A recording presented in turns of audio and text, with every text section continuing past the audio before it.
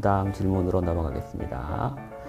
이제 이게 앞에서는 장애 진단이었고요. 그 다음에 희귀 난치성 질환인데 이게 조금 이게 듣는 분들이 좀 이렇게 헷갈릴 수 있는데 장애 진단이라는 것은 이분이 장애인인지 아닌지에 대한 거고 희귀 난치성이라는 질환의 카테고리가 따로 있어서 조금 어렵지만 갑자기 혜택을 양쪽에 다 중복이 되는 사람들도 있지만 혜택 받는 게 조금 다르거든요. 예, 그래서 그쪽에 대해서 이게 잘 모르시는 분들도 있어서 이런 면에 대해서 설명을 해드리면 장애에는 해당이 안 되지만 희귀 난치성 정도까지는 해당이 될 수 있는 분도 있기 때문에 예, 김근태 쌤 조금 설명을 해 주실까요?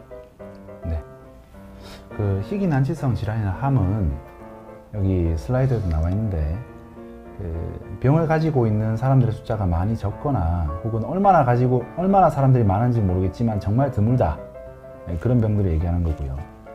산전특례는 원래 이름은 본인 일부 부담금 산정특례라 해서 쉽게 말해서 병원비를 적게 내도 되는 병들입니다.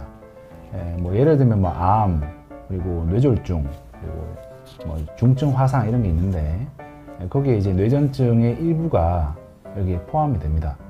특히 그 난치성 뇌전증이라 하면 2가지 또는 3가지, 4가지 약을 먹어도 경련이 조절되지 않는 환자들. 그래서 그 중에 상당수는 이제 뇌전증 장애인이겠죠. 그리고 뇌전증 지속증이라 해서 경련을 연달아 하거나 너무 길게 해서 응급실에 오는 사람들. 그리고 따로 정하는 뇌전증들이 있습니다. 그 레녹스 가스토 증후군, 뭐 웨스트 증후군, 뭐 여러 가지 증후군들이 있는데 주로 아기들한테 네, 소아에서 생기는. 그리고 성인에서 자가 면역성 뇌염 같은 것도 있고요. 이런 것들이 있으면 산정특례라 해서 본인이 병원비가 많이 들거나 재원 일수가 길 수 있기 때문에 공단에서 이런 분들에게 도움을 주는 개념이라고 이해하시면 되겠습니다.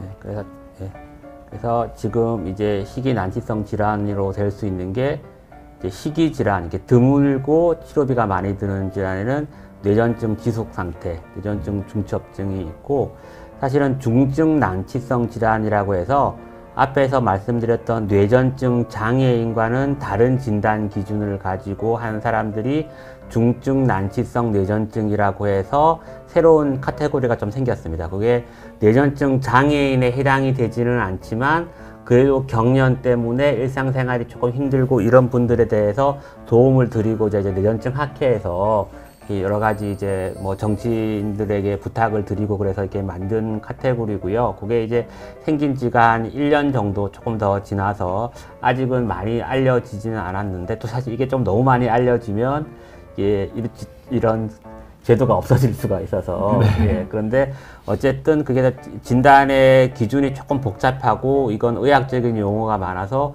그걸 저희가 다 설명할 수는 없는데 일반적으로 한 달에 한 번 정도 일상생활이 조금 어려운 정도의 경련이 있을 때 이런 경련이 사실은 잘 증명이 뭐 MRI, 뇌파도 다 괜찮고 이러면 장애 진단을 받기는 사실은 힘들 수가 있지만 이런 분들한테 중증 난치성 질환이라고 진단 코드가 들어가면 외래나 입원을 했을 때 병원 진료비에서는 도움을 받을 수가 있기 때문에 장애인이 안 됐더라고 해서 해도 이런 담당쌤이랑 이런 거에 대해서도 한번 상의를 해볼 수는 있겠습니다.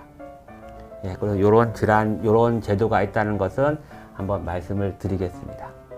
네, 그리고 이건 좀 많이 듣는 질문인데 이게 청취자분께서 해준 질문인데요.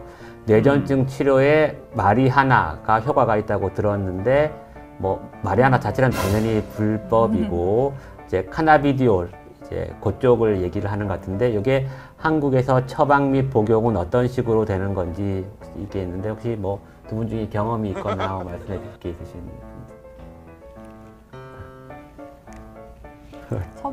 처방은 이제 그냥 저희가 병원에서 쉽게 이렇게 처방이 해서 구할 수 있는 다른 약제들하고는 좀 다르고요. 희귀의약품 센터에서 따로 이제 희귀의약품을 이렇게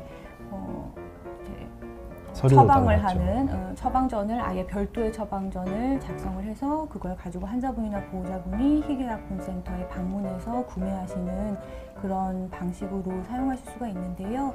근데 이제 저희 나라에서 허가된 기준은 모든 뇌전증 환자들이 다 사용해 보실 수 있는 뭐 그런 정도는 아니고 특정 뇌전증 진단에 한해서 하실 수가 있어서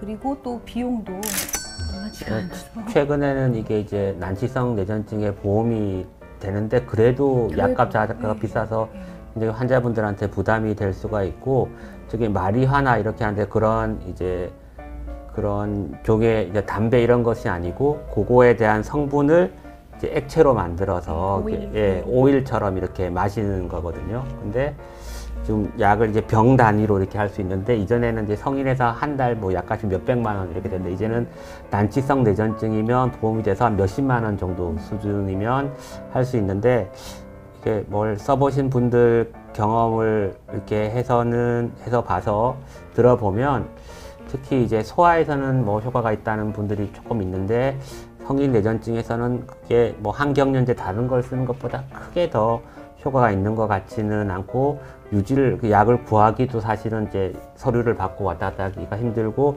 약값도 조금 많이 비싸기 때문에 지금 이제 난치성 뇌전증 환자분이 이제 답답해서 이 약을 써보면서 저런 얘기도 이제 언론에 특히 크게 보도가 되기 때문에 조금 이제 써보고 싶어 하시는 분들이 있기는 한데 예, 지금 적극적으로 난치성 뇌전 분들한테 적극적으로 추천을 하기는 조금 그런 것 같습니다. 근데 그런 이제 카나비디올의 성분이 여러 가지가 있는데요. 그 중에 성분들을 보면 지금까지 항경련제로 쓰였던 약의 성분이 아니고 다른 성분이 지금 효과가 있을 거라고 생각을 하는데 조금 더 시간이 지나면 그런 성분 중에 어떤 것들이 뇌전증 환자분의 도움이 될 것인지를 알게 되면 그런 쪽으로 이제 신약이 더 개발이 되지 않을까 생각하고 지금 당장은 뭐 써볼 수는 있겠지만 예, 적극적으로 이제 권유를 하기에는 조금 아직은 조금 시기상조가 아닌가 그렇게 생각이 됩니다.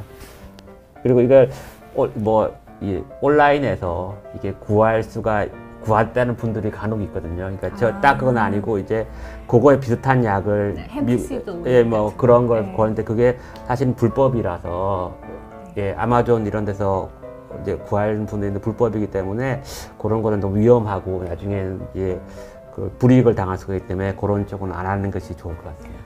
그리고 성분이 달라요. 네. 성분이 달라서 뇌전증에 효과가 있지 않을 가능성이 높습니다. 네, 그리고 그 똑같은 회사에서 만든 것도 병마다 또 성분이 또 다르다고 네, 그러더라고요. 네, 네.